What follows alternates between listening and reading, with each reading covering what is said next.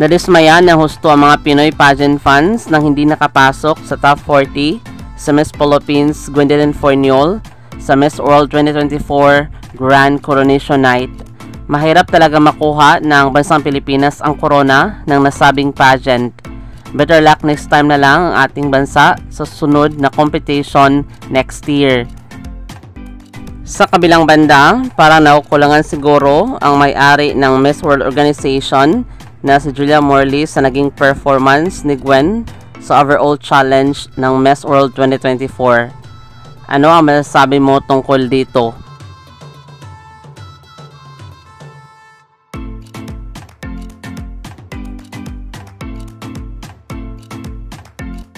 Maraming salamat sa panonood. Para maging updated ka, huwag kalimutang mag-subscribe.